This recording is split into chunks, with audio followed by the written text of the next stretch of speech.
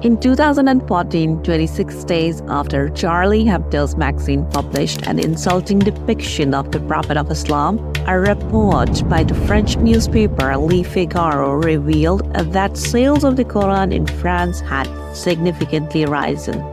This surge in popularity was so remarkable that the Quran now ranks among the top 100 best-selling books on Amazon. Meanwhile, according to the Pew Research Center, the growth rate of Islam worldwide, particularly in European countries, is projected to be so significant that it's likely to become the largest religion in the world by 2070.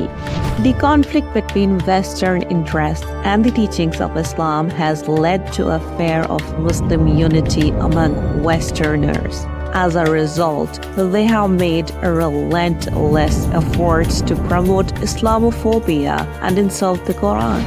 A recent example of this is the Quran burning incident by Salwan Momika in front of the main mosque in the Swedish capital. Following the incident, Swedish authorities promptly declared that the Quran burning had the full support of the Swedish police and emphasized the importance of respecting freedom of speech.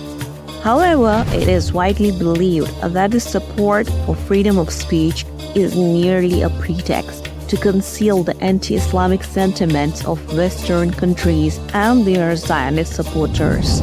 On the other hand, it raises the question as to why individuals in these countries are not allowed to exercise their freedom of speech to question the Holocaust or express even the slightest criticism of homosexuality and its perceived negative impact on society. However, Westerners and Zionists fail to acknowledge this significant aspect that any insult directed towards the Quran not only diminishes the perceived value of this sacred book, but also serves to unite Muslims worldwide, despite their differences more than ever before.